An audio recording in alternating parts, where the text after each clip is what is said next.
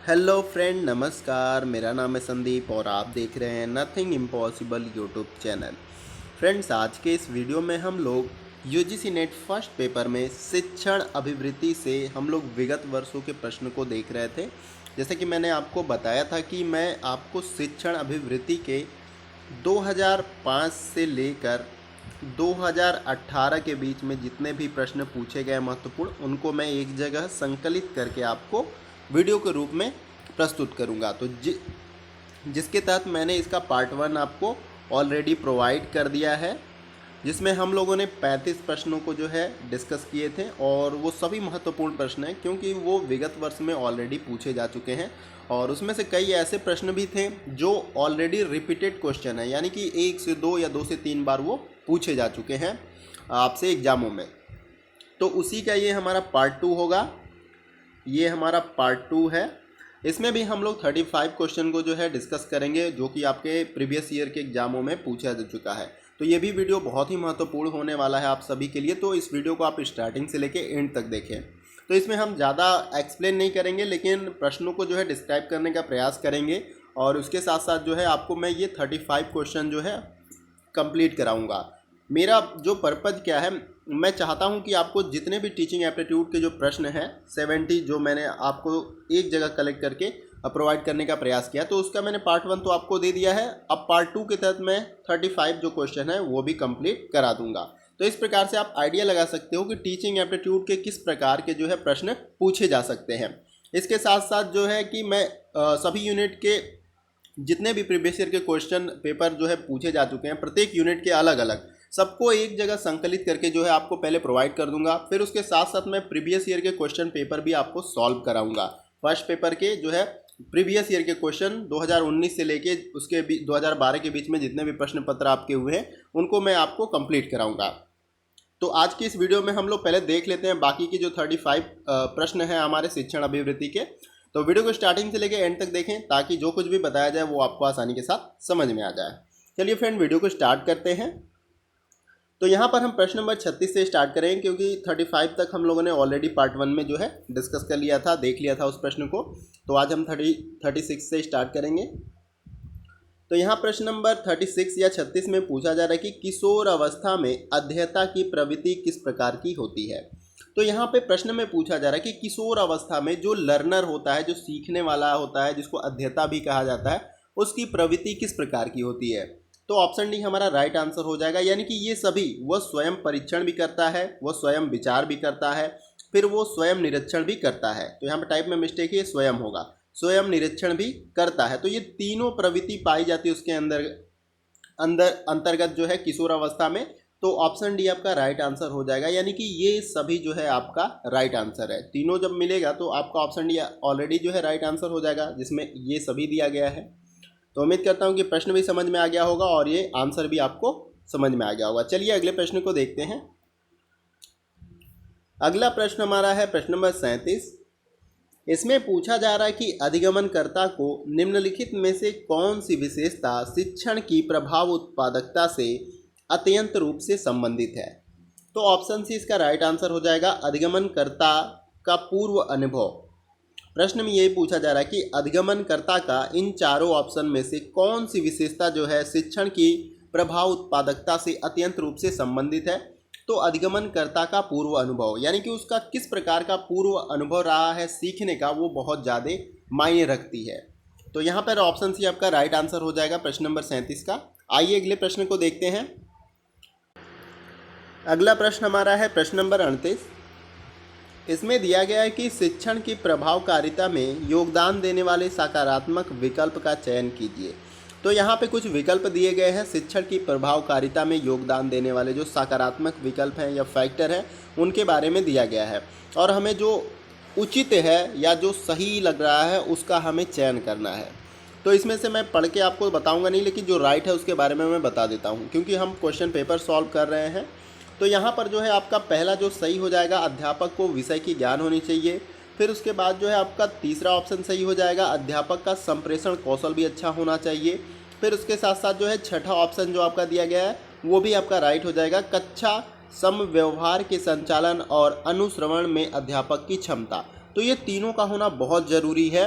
अगर शिक्षण की प्रभावकारिता को बहुत ही अच्छा बनाना है एक शिक्षक को, तो यहाँ पर प्रश्न में यही पूछा जा रहा है कि शिक्षण की प्रभावकारिता में योगदान देने वाले सकारात्मक विकल्प कौन से हैं। तो अध्यापक को अपने विषय का ज्ञान होना चाहिए बेहतर तरीके से। उसके बाद अध्यापक का संप्रेषण कौशल, यानी कि किस प्रकार से वो बातचीत या संचार करता है विद्यार्थियों के बीच में, तो ये भी बहुत इंपॉर्टेंट है। फिर उसके साथ साथ कक्षा में सम व्यवहार के संचालन और अनुश्रवण में अध्यापक की क्षमता, यानी किस प्रकार का व्यवहार है विद्यार्थियों के साथ, किस प्रकार का सामंजस्य वो बना के रखता है विद्यार्थियों के साथ। तो ये तीनों आपका महत्वपूर्ण हो जाता है शिक्षण की प्रभावकारिता के अंतर्गत। उम्मीद करता हूँ आपको अच्छे से प्रश्न भी समझ में आ गया होगा और इसका जो मैंने आंसर आपको बताया वो भी आपको स्पष्ट रूप में समझ में आ गया होगा। नीचे मैं आपको ऑप्शन भी दिखा देता हूँ, मैंने ऑप्शन को भी मेंशन कर रखा है। तो यहाँ पर आप देख सकते हैं कि मैंने ऑप्शन को मेंशन कर रखा है। ऑप्शन डी आपका राइट आंसर हो जाएगा, यानी पहला, तीसरा और छठा। तो मैंने इसी ऑप्शन को जो है आपको बताया ऊपर जो भी स्टेटमेंट थे। आइए अब अगले प्रश्न को देखते हैं। अगला प्रश्न हमारा है प्रश्न नंबर 39। इसमें दिया गया है कि शिक्षण प्रभावकारिता को प्रभावित करने वाला सर्वाधिक शक्तिशाली कारक किससे संबंधित है। ठीक है, यहाँ पे पूछा जा रहा है कि शिक्षण की प्रभावकारिता को प्रभावित करने वाले इसमें सबसे शक्तिशाली जो है कारक के बारे में पूछा जा रहा है। तो यहाँ पे जो सबसे आपका इम्पोर्टेंट हो जाएगा वो है ऑप्शन डी, आपका राइट आंसर हो जाएगा। शैक्षणिक व्यवस्था, यानी कि शैक्षणिक व्यवस्था किस प्रकार से है वो बहुत ही मायने रखती है शिक्षण प्रभावकारिता को प्रभावित बनाने में। तो यहाँ पे सबसे शक्तिशाली कारक के बारे में पूछा गया, तो सबसे शक्तिशाली कारक जो है शैक्षणिक व्यवस्था है। यानी कि आप कोई भी स्कूल ले लो, अगर वहाँ पे शैक्षणिक व्यवस्था अच्छे तरीके से नहीं है, जिस विषय के जो पढ़ाना है जिन विषय के बच्चों को, उस विषय के टीचर उपलब्ध नहीं हैं, साथ ही साथ वहाँ पे अच्छे क्लासरूम नहीं है, बोर्ड की व्यवस्था नहीं है, मतलब तमाम जितने भी जो है सहायक आपके उपकरण होते हैं शिक्षा के, वो अगर उपलब्ध नहीं है, तो उस स्थिति में जो है शिक्षण प्रभावकारिता जो है बेहतर नहीं हो सकती है। तो यहाँ पर यही पूछा जा रहा है कि सर्वाधिक शक्तिशाली कारक कौन है शिक्षण प्रभावकारिता का। तो यहाँ पे शैक्षणिक व्यवस्था आपका राइट आंसर हो जाएगा। आइए अगले प्रश्न को देखते हैं। अगला प्रश्न हमारा है प्रश्न नंबर 40। यहाँ पे प्रश्न नंबर 40 में पूछा जा रहा है कि टीम अध्यापन में क्षमता क्या है, यानी कि समूह अध्यापन या टीम अध्यापन जो होता है उसमें क्षमता क्या है, इसके बारे में पूछा जा रहा है। ठीक है, तो इसमें जो राइट आंसर आपका है ऑप्शन नंबर सी, एक दूसरे के अध्यापन के पूरक के रूप में आदत का विकास करना। यानी कि जब हम समूह स्टडी करते हैं, अध्यापन करते हैं, पढ़ाई करते हैं, तो उसमें क्या होता है कि 4 लोग अगर ग्रुप में शामिल है तो हम क्या करते हैं, एक दूसरे के अध्यापन के पूरक, यानी कि हमसे कोई बेहतर है, हमसे अच्छा सीख रहा है, तो हम क्या करते हैं कि हम भी जो है उससे आगे निकलने का प्रयास करते हैं। किसके माध्यम से, ज्ञान के अध्ययन के माध्यम से। ये नहीं कि किसी और माध्यम से, जो पढ़ाई की बात हो रही है उसके माध्यम से हम उससे आगे निकलने का प्रयास करते हैं। तो यहाँ पे ऑप्शन नंबर सी आपका राइट आंसर हो जाएगा। एक दूसरे के अध्यापन के पूरक के रूप में आदत का विकास होना। एक अच्छे आदत का क्या होता है, विकास होता है। क्यों कि वो हमसे ज़्यादा जानता है, तो हमें क्या करना है, हमें अपनी स्टडी को और इम्प्रूव करना है और उससे बेहतर जानकारी रखना है। आइए अगले प्रश्न को देखते हैं। अगला प्रश्न हमारा है प्रश्न नंबर 41। इसमें पूछा जा रहा है कि अध्यापन में सबसे अनावश्यक कारक कौन है। यानी कि अध्यापन जब किया जा रहा है, अध्यापन की क्रिया हो रही है, तो उसमें से अनावश्यक कारक कौन सा है इन चारों ऑप्शन में से। तो ऑप्शन ए आपका राइट आंसर हो जाएगा। छात्रों को दंड देना जो है आपका अध्यापन के दौरान, यह एक अनावश्यक कारक या फैक्टर माना जाता है। बाकी आपका जो है आवश्यक कारक है, जैसे कक्षा में अनुशासन रखना अच्छी बात है, प्रभावशाली ढंग से व्याख्यान देना बहुत ही अच्छी बात है, श्यामपट्ट पर चित्र एवं रेखाचित्र बनाना और उसके माध्यम से विद्यार्थियों को समझाना, ये जो है उचित कारक है। लेकिन यहाँ पर अनावश्यक कारक के बारे में पूछा गया, तो छात्रों को दंड देना जो है अनावश्यक कारक होता है अध्यापन के दौरान। आइए अगले प्रश्न को देखते हैं। अगला प्रश्न हमारा है प्रश्न नंबर 42। इसमें पूछा जा रहा है कि शिक्षण के प्रभावकारिता का निर्णय निम्नलिखित में से किस रूप में किया जाना चाहिए। तो यहाँ पर आपका right answer option number B हो जाएगा, छात्रों की अभिरुचि के आधार पर। प्रश्न में यह पूछा जा रहा है कि शिक्षण के प्रभावकारिता का निर्णय इन चारों ऑप्शन में से किस रूप में किया जाना चाहिए। तो छात्रों की अभिरुचि के आधार पर जो है यह करना चाहिए। आइए अगले प्रश्नों को देखते हैं। अगला प्रश्न हमारा है प्रश्न नंबर 43। इसमें दिया गया है कि शिक्षण प्रभावकारिता को प्रभावित करने वाला एक सर्वाधिक शक्तिशाली कारक किससे संबंधित है। तो यहाँ पर ऑप्शन डी आपका राइट आंसर हो जाएगा, शैक्षणिक व्यवस्था। देखिए ये प्रश्न रिपीट हुआ है, मैंने सभी क्वेश्चन को मेंशन किया, यानी कि जो आपके अलग वर्षों में जो है रिपीट हुए क्वेश्चन है वो भी उसको मैंने मेंशन कर लिया, ताकि आपको ये पता चल सके कि प्रश्न जो है रिपीट होते हैं। अगर आप प्रीवियस ईयर के क्वेश्चन को सॉल्व करते हैं तो उससे आपको बहुत ज़्यादा फ़ायदा मिलना है। एक तो ये फ़ायदा मिलेगा, आपको एग्जाम का पैटर्न समझ में आ जाएगा और किस प्रकार के प्रश्न जो है एग्जामिनर से पूछे जाते हैं वो भी आपको समझ में आ जाएगा। उसके साथ साथ ऐसे प्रश्न जो आपसे रिपीट होते हैं, यानी कि एग्जामिनर से रिपीट करके पूछे जाते हैं थोड़े मोड़े वर्ड को मॉडिफाई करके, तो वो भी प्रश्न जो है आपसे बन जाएंगे एग्जाम के दौरान। तो यहाँ पर ये प्रश्न मैंने मेंशन किया कि आपको पता चल सके कि जो प्रश्न है वो रिपीट होते हैं। आइए अगले प्रश्न को देखते हैं। अगला प्रश्न हमारा है प्रश्न नंबर 44। इसमें दिया गया है कि अध्यापन की सर्वोत्तम प्रणाली है। इन चारों ऑप्शन में से पूछा जा रहा है कि अध्यापन की सर्वोत्तम प्रणाली कौन सी है। तो यहाँ पर ऑप्शन डी राइट आंसर हो जाएगा। चर्चा प्रारंभ करने की पहल करना और उसमें भाग लेना जो है अध्यापन की सर्वोत्तम प्रणाली मानी जाती है। आइए अगले प्रश्न को देखते हैं। अगला प्रश्न हमारा है प्रश्न नंबर 45। इसमें पूछा जा रहा है कि शिक्षण के दौरान विद्यार्थियों की अधिकतम सहभागिता किसके द्वारा संभव है या संभव होती है। इन चारों ऑप्शन में से बताना है। यहाँ पे टाइप में मिस्टेक है थोड़ा सा, लेकिन यहाँ पे आपका संभव वर्ड है, ठीक है, इसको आप कंसीडर करिएगा, संभव। तो यहाँ पर ऑप्शन बी आपका राइट आंसर हो जाएगा, निदर्शन पद्धति। प्रश्न में पूछा जा रहा है कि शिक्षण के दौरान विद्यार्थियों की अधिकतम सहभागिता किसके द्वारा संभव है। यहाँ पर निदर्शन पद्धति के द्वारा जो है ये सहभागिता जो है संभव है।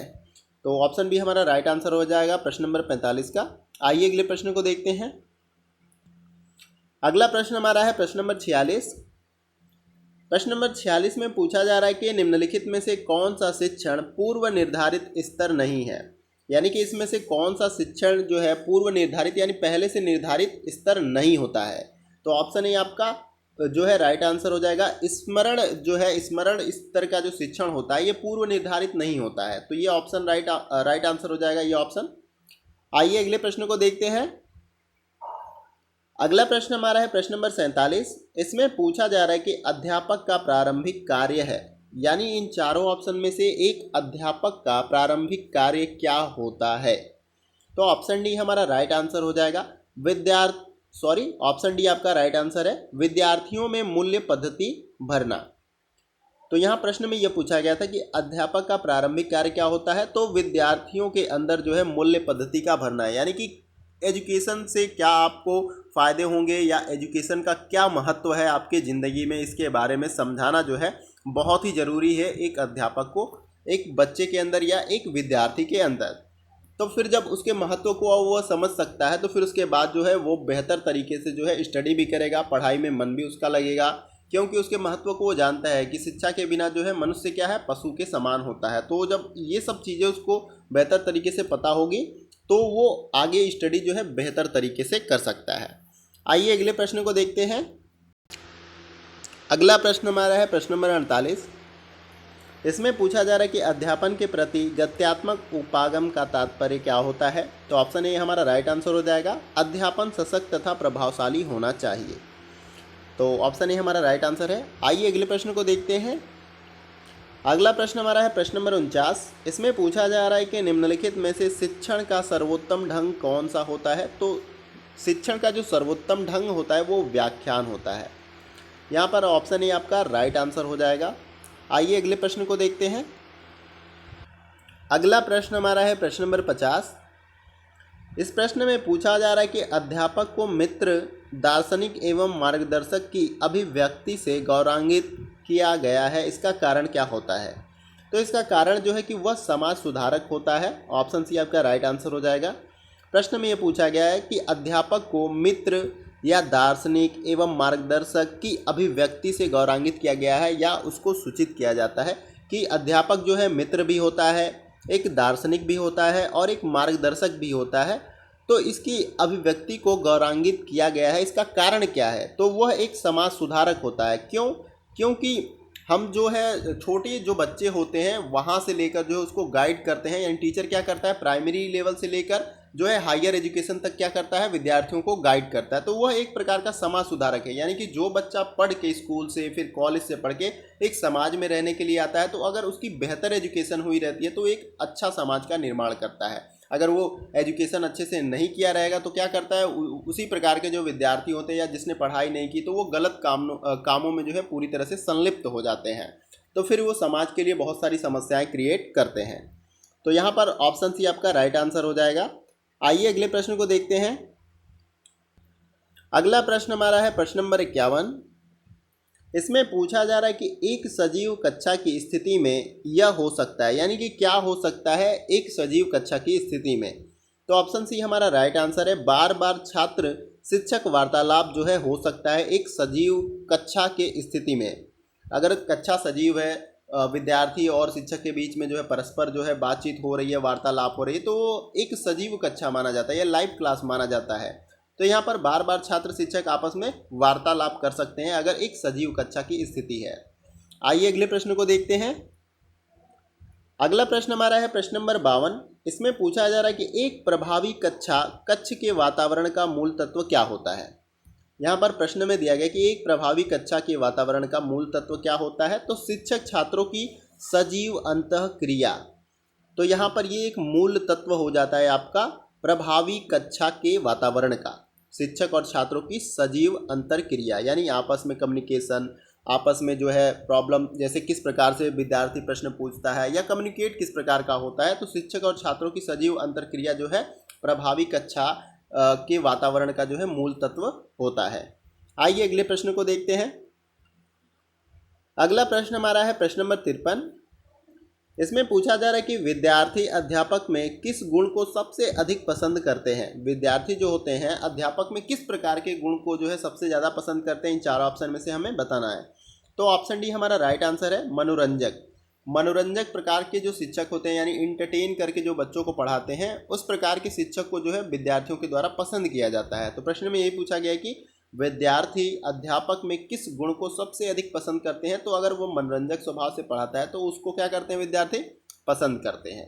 आइए अगले प्रश्न को देखते हैं। अगला प्रश्न हमारा है प्रश्न नंबर 54। इसमें दिया गया है कि नीचे लिखे गए गुणों वाला कौन सा अध्यापक आपको सबसे अच्छा लगता है। नीचे कुछ शिक्षक के गुण लिखे गए हैं और पूछा जा रहा है कि सबसे अच्छा आपको कौन सा गुण लगता है एक अध्यापक का। तो यहाँ पर ऑप्शन बी आपका राइट आंसर है, अनुसंधान की ओर प्रवृत्त, यानी कि किसी भी चीज़ों को जानने के लिए उस पर रिसर्च करना। रिसर्च या मतलब ये नहीं कि आप पीएचडी कर रहे हो, या मतलब रिसर्च आप हर छोटे लेवल पे भी करते हो। अगर किसी चीज़ के बारे में आपको नहीं पता है, जैसे सपोज करिए कोई भी आपका यूजीसी नेट का टॉपिक है, चाहे सेकंड पेपर से या फर्स्ट पेपर से, अगर आपको उसके बारे में नहीं पता है तो आप क्या करते हो, इंटरनेट पे उसको टाइप करके उसके बारे में सर्च करते हो। तो वो भी एक प्रकार का रिसर्च होता है, अपने तथ्य से जुड़ी जानकारियों को आप क्या करते हो, रिसर्च करते हो। तो यहाँ पर ये जो है अनुसंधान की ओर प्रवृत्त जो है आपका राइट आंसर हो जाएगा। प्रश्न में यही पूछा जा रहा है कि नीचे लिखे गए गुणों वाला कौन सा अध्यापक आपको सबसे अच्छा लगता है जो अनुसंधान की ओर प्रवृत्त रहता है, यानी रिसर्च के किसी भी तथ्यों को जानने के लिए रिसर्च करने के ऊपर प्रवृत्त रहता है। उम्मीद करता हूँ आपको प्रश्न समझ में आ गया होगा। आइए अगले प्रश्न को देखते हैं। अगला प्रश्न हमारा है प्रश्न नंबर 55।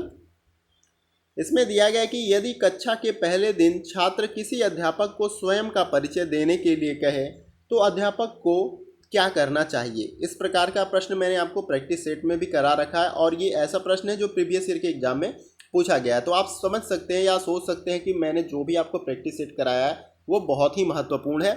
टीचिंग एप्टीट्यूड के जितने भी प्रश्न आपसे पूछे जाएंगे वो कवर हो जाएंगे अगर आप उन प्रैक्टिस सेट को अच्छे तरीके से अटेम्प्ट करते हो।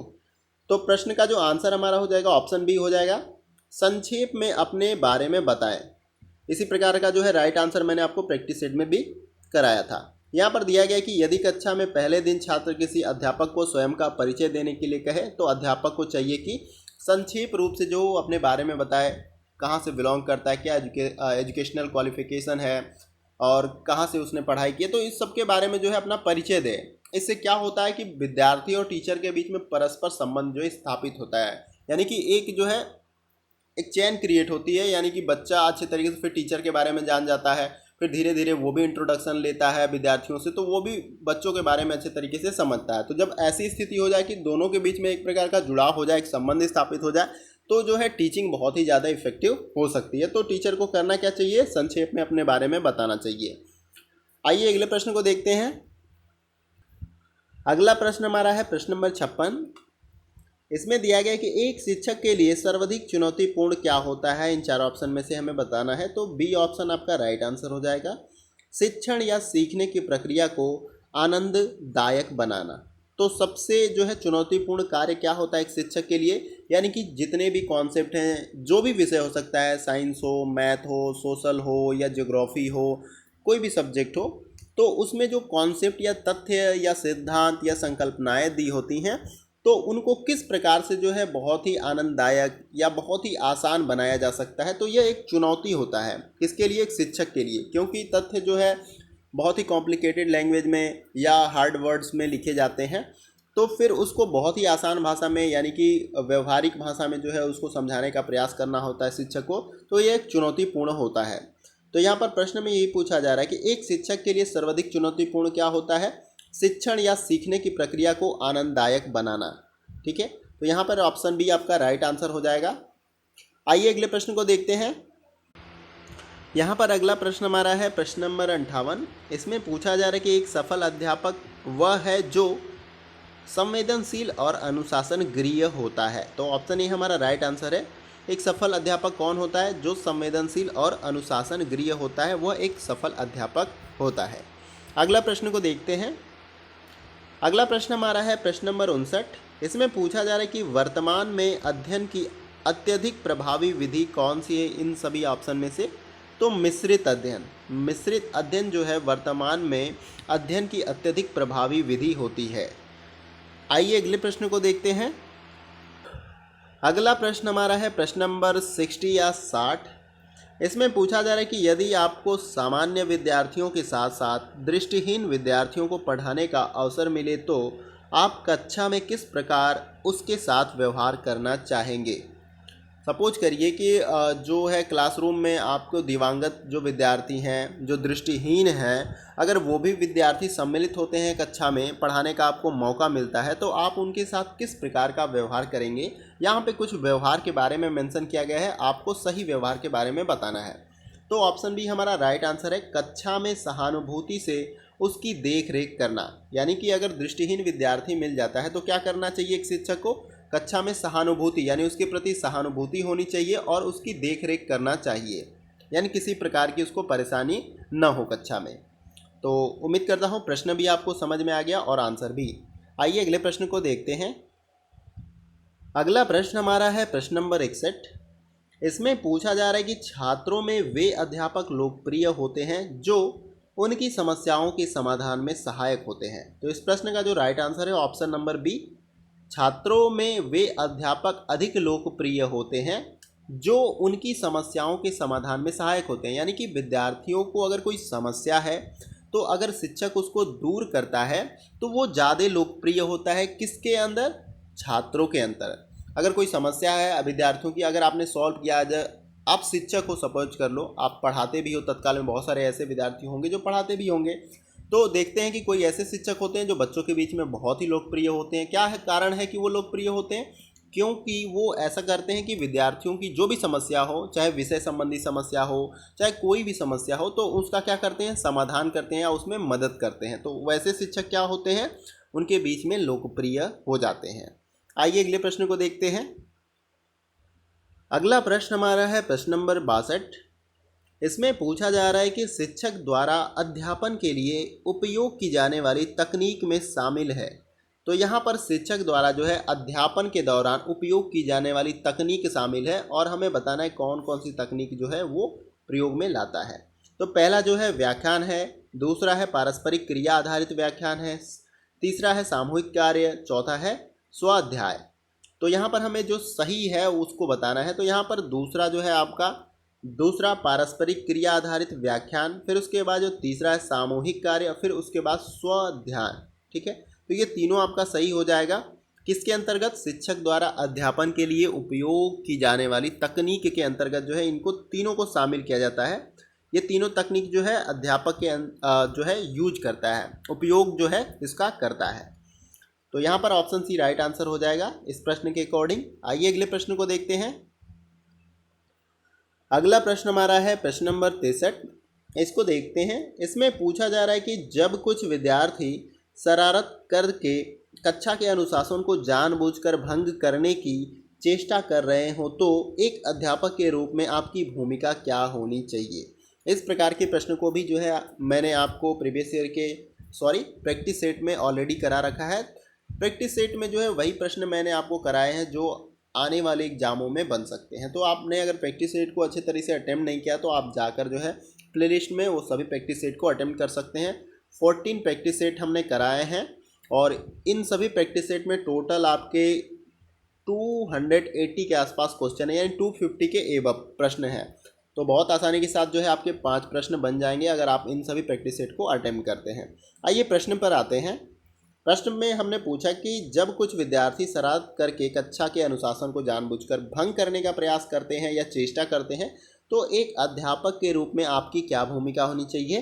तो उन्हें आत्म परीक्षण का अवसर देना और उनके व्यवहार में सुधार लाना। आत्म परीक्षण यानी कि उनको अपनी गलती का एहसास कराना और उनके व्यवहार में क्या करना, सुधार लाना कि क्यों वो जो है कक्षा को भंग करने का प्रयास कर रहे हैं उसको समझें, फिर उस व्यवहार को क्या करना है, बदलना या सुधार लाना एक शिक्षक की महत्वपूर्ण भूमिका होती है, या ये जो है एक शिक्षक को करना चाहिए वैसे विद्यार्थियों के साथ जो जानबूझकर कक्षा को भंग करते हैं।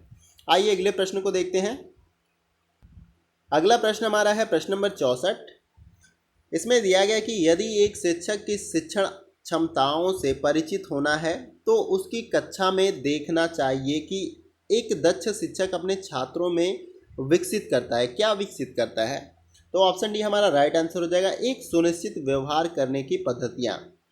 अगर यदि यहाँ पर प्रश्न एक बार अच्छे तरीके से फिर से पढ़िए और समझने का प्रयास करिए। यदि एक शिक्षक की शिक्षण क्षमताओं से परिचित होना है, यानी कि उसकी क्षमताओं, अगर शिक्षक कोई भी है, अगर सपोज करिए प्रबंधक हो या प्रिंसिपल हो या कोई भी हो, अगर उसकी क्षमताओं से परिचित होना है तो उसकी कक्षा में क्या देखना चाहिए, एक दक्ष शिक्षक अपने छात्रों में क्या विकसित करता है। तो एक सुनिश्चित व्यवहार करने की पद्धति को जो है एक दक्ष शिक्षक जो है उसके अंदर विकसित करता है। विद्यार्थियों के अंतर जो है क्या विकसित करता है, तो सुनिश्चित व्यवहार की पद्धतियों को विकसित करता है। उम्मीद करता हूँ ये प्रश्न आपको समझ में आ गया होगा।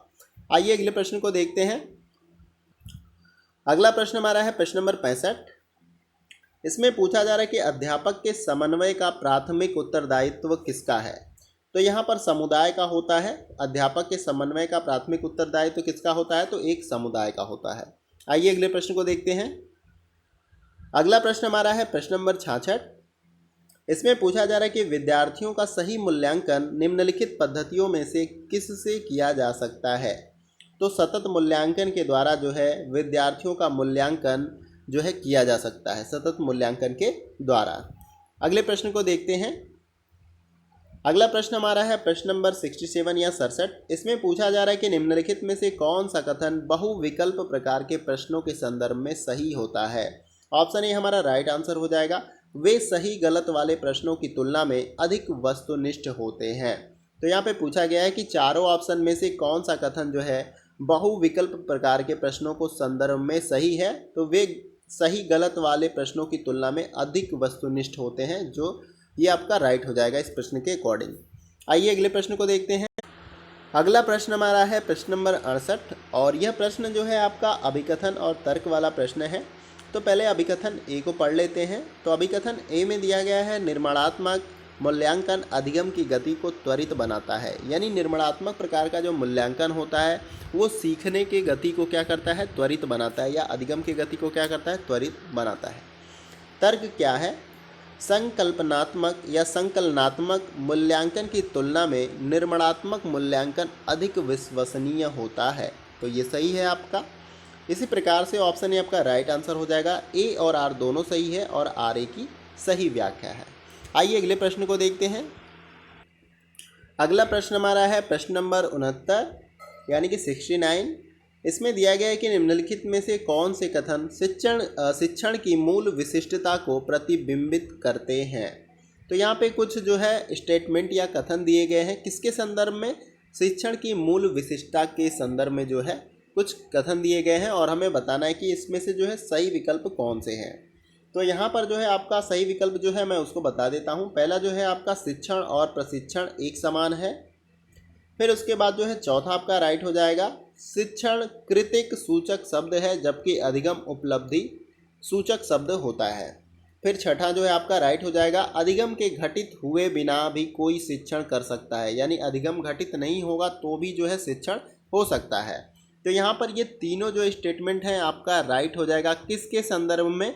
शिक्षण की मूल विशिष्टता को ये सभी जो कथन है प्रतिबिंबित करते हैं। तो उम्मीद करता हूँ ये प्रश्न भी समझ में आ गया होगा और इसका जो है आंसर भी आपको समझ में आ गया होगा। आइए अगले प्रश्न को देखते हैं। अगला प्रश्न हमारा है प्रश्न नंबर 70 और ये इस वीडियो का लास्ट प्रश्न होगा, यानी कि हम लोग 35 क्वेश्चन को इस वीडियो में डिस्कस करने वाले थे पार्ट 2 के अंतर्गत। तो ये हमारा जो है लास्ट प्रश्न है, इसको देख लेते हैं। तो प्रश्न नंबर 70 में पूछा जा रहा है कि लिखित सामग्री का सही मूल्यांकन निम्न में से किन पर आधारित नहीं होना चाहिए। तो ऑप्शन सी हमारा राइट आंसर होगा, जो पढ़ा गया है उसे पुनः प्रस्तुत करने की क्षमता। इसके आधार पे जो है मूल्यांकन नहीं होना चाहिए, चाहे इसके बेस पे ये मूल्यांकन आधारित नहीं होना चाहिए लिखित सामग्री का। यहाँ प्रश्न में यही पूछा जा रहा है कि लिखित सामग्री का सही मूल्यांकन निम्न में से किन पर आधारित नहीं होना चाहिए। तो जो पढ़ा गया है उसे पुनः प्रस्तुत करने की क्षमता पे जो है लिखित सामग्री का मूल्यांकन नहीं होना चाहिए। क्या आप जानते हैं कि आपने जो भी आंसर करके आया एग्जाम में, क्या फिर से अगर 10 दिन बाद उसी का सेम डिट्टो जो है आंसर आपसे पूछा जाए तो आप जो लिखे हैं सेम टू सेम वही आंसर दे पाएंगे? नहीं है। तो इसके आधार पे जो है लिखित मूल्यांकन नहीं किया जाना चाहिए। तो उम्मीद करता हूं कि जितने भी प्रश्न मैंने आपको बताया शिक्षण अभिवृत्ति से वो सभी आपके लिए महत्वपूर्ण है, क्योंकि ये जो 70 प्रश्न मैंने आपको 2 पार्ट में कराया, पार्ट 1 और पार्ट 2 के अंतर्गत, तो इसमें मैंने 70 प्रश्न जो है आपको कंप्लीट कराए और ये सभी प्रश्न जो है आपके विगत वर्षों में पूछे गए हैं। तो बहुत ही महत्वपूर्ण प्रश्न है। आपको एक जगह शिक्षण अभिवृत्ति के 70 प्रश्न जो है मिल गए जो कि विगत वर्षों में पूछे गए हैं। आसानी के साथ आप जो है प्रश्नों को देखकर समझ सकते हैं कि किस प्रकार के प्रश्न जो है एग्जाम में पूछे गए शिक्षण अभिवृत्ति के। और इसमें से बहुत सारे ऐसे प्रश्न हैं, 2 प्रश्न तो आपको ऐसे ही मिल जाएंगे जो आपसे डायरेक्टली पूछ लिए जाए थोड़ा सा वर्ड चेंज करके। बाकी 3 प्रश्न जो है नए प्रश्न इंक्लूड कर दिए जाए, हो सकता है 3 प्रश्न भी पूछ लिए जाए।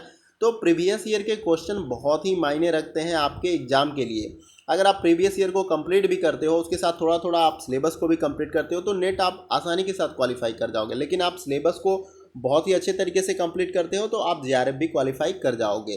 तो ये बहुत महत्वपूर्ण सेक्शन है आपका कि प्रीवियस ईयर के क्वेश्चन पेपर को आप सॉल्व करें। तो यहाँ पर हमने शिक्षण अभिवृत्ति को जो है पूरी तरह से कंप्लीट किया, इसके हर एक टॉपिक को। इसके साथ साथ मैंने आपको प्रैक्टिस सेट भी कंप्लीट कराया। इसके साथ जो है विगत वर्षों में जितने भी टीचिंग एप्टीट्यूड के प्रश्न पूछे गए थे उसको भी मैंने आपको एक जगह पर संकलित करके 2 पार्ट में 70 जो प्रश्न थे उसको भी मैंने प्रोवाइड कर दिया। तो इस प्रकार से शिक्षण अभिवृत्ति जो है आपका यहाँ पर समाप्त होता है। अब हम नेक्स्ट वीडियो या अगले क्लास से जो है शोध अभिवृत्ति के प्रैक्टिस सेट से स्टार्ट करेंगे। जब मैं शोध अभिवृत्ति के प्रैक्टिस सेट को ख़त्म कर दूंगा या कंप्लीट कर दूंगा तो फिर उसके बाद जो है उसके भी जो विगत वर्षों में प्रश्न पूछे गए हैं, जितने भी प्रश्न हो सकते हैं उनको एक जगह मैं संकलित करूंगा, एक जगह कलेक्ट करूंगा, फिर उसको जो है आपको प्रोवाइड कर दूंगा। तो बहुत अच्छे तरीके से मैं प्रयास कर रहा हूं। अगर कहीं पे अगर त्रुटि हो जाती है, गलती हो जाती है तो थोड़ा सा आप कोऑपरेट करने का प्रयास करें या आप दूसरे मित्रों को उसको सही बता दें, या मतलब कोऑपरेट करें। मैं कोशिश करूँगा कि गलती ना हो, लेकिन हो सकता है गलती हो जाए, लेकिन ऐसा कभी होगा नहीं। ठीक है, तो उम्मीद करता हूँ आपको वीडियो का सेशन आपको अच्छा लगा होगा। नेक्स्ट वीडियो में जो है हम लोग शोध अभिवृत्ति से स्टार्ट करेंगे, प्रैक्टिस सेट उसके भी, और उसमें भी हम 20-20 प्रश्न के प्रैक्टिस सेट कंप्लीट कराएंगे आपको। हर प्रत्येक वीडियो में जो है 20 प्रश्न आपको मिलेंगे, उसमें भी मैं 200 से ऊपर जो है आपको क्वेश्चन कराऊंगा शोध अभिवृत्ति से। फिर उसके साथ साथ प्रीवियस ईयर के क्वेश्चन को भी आपको कंप्लीट कराऊंगा। और मैं कोशिश कर रहा हूं कि प्रीवियस ईयर के जितने भी प्रश्न पत्र हैं आपके, जो 2019 के भी और उससे पहले भी 2012 तक जितने भी प्रश्न पत्र हुए हैं आपके UGC नेट फर्स्ट पेपर में, उसको मैं आपको सॉल्व कराऊं। तो मैं प्रयास कर रहा हूं, उसके नोट्स भी तैयार कर रहा हूं कि आपको प्रीवियस ईयर के भी सॉल्व कराया जाए विथ एक्सप्लेनेशन के साथ। कुछ कुछ क्वेश्चन मैं लूँगा, यानी ज़्यादा क्वेश्चन क्वान्टिटी नहीं रखूँगा वीडियो में, 20 प्रश्न रखूँगा या 25 प्रश्न रखूँगा ताकि मैं उसको एक्सप्लेन कर सकूँ। तो वीडियो जो है प्रश्न कम होंगे लेकिन वीडियो का एक्सप्लेनेशन होगा। तो आप सोचोगे कि मैं एक जगह क्यों नहीं 50 प्रश्न करा रहा हूँ, तो उस तरह से वीडियो बहुत लंबा हो जाएगा और मैं अच्छे तरीके से एक्सप्लेन भी नहीं कर पाऊँगा। तो छोटा छोटा वीडियो हम बनाएंगे और जिसके तहत मतलब 50 प्रश्न अगर पूछे जाते हैं, मान लीजिए अभी तत्कालिक समय में, यानी जब से आपका पैटर्न चेंज हुआ है यूजीसी नेट का, तो 50 प्रश्न पूछे जा रहे हैं। लेकिन उससे पहले जो पेपर हुए हैं उसमें 60 प्रश्न पूछे गए हैं। तो कोशिश करूँगा कि 30 प्रश्न एक वीडियो में रखूँगा। जो ज़्यादा पहले ज़्यादा पेपर हो चुके हैं 12 ओवर के, 2013 के, 14 के, लेकिन जो अभी हाल ही में पेपर हुए हैं उनमें 50 प्रश्न पूछे गए, तो उनमें मैं जो है 25-25 प्रश्न रखूँगा। तो उम्मीद करता हूँ कि आपको जो भी मैंने जानकारी दी अपडेटेड, यानी कि आपको वीडियो किस पर मिलेगी, तो वो भी आपको महत्वपूर्ण है आपके लिए। और जो मैंने वीडियो का सेशन आपको कराया शिक्षण अभिवृत्ति से, वो भी आपके लिए बहुत ज़्यादा हेल्पफुल है। तो कमेंट में अपना फीडबैक ज़रूर दें कि वीडियो कैसा लगा, अच्छा लगा, बुरा लगा, या आपको पसंद नहीं है। आप सजेशन भी दे सकते हैं कि इसको बेहतर कैसे किया जा सकता है, और कमेंट दीजिए आप, और लाइक डिसलाइक भी कर सकते हैं आप। अगर नहीं पसंद तो डिसलाइक करिए, ताकि हमको ये भी समझ में आए कि क्या प्रॉब्लम है, ताकि हम उसको सही कर सकें। और किसी टॉपिक से अगर वीडियो चाहिए तो उसके बारे में भी आप कमेंट कर सकते हो, उस पर भी जो है हम वीडियो बनाने का प्रयास करेंगे। तो वीडियो को लाइक करें, आपके एक लाइक से हमें बहुत सारा अप्रिसिएशन मिलता है, हमें लगता है आप हमारी वीडियो को देखते हैं, और हमें आपके लिए कंटिन्यूअस वर्क करना चाहिए। वीडियो को शेयर करें मैक्सिमम दोस्तों के साथ, ताकि उनको भी इस वीडियो से हेल्प मिल सके, क्योंकि जो कुछ भी हम आपको प्रोवाइड करते हैं वो सभी फ्री ऑफ कॉस्ट होता है।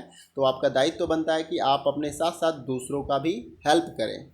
तो शेयरिंग नेचर होना चाहिए, हेल्पिंग नेचर होना चाहिए। अगर नए व्यूअर हैं तो चैनल को जरूर सब्सक्राइब करिएगा, और उसके बगल में जो बेल आइकन का बटन होता है इस प्रकार से, उसको आप जरूर प्रेस कर लीजिएगा न्यू वीडियो के अपडेट्स को पाने के लिए।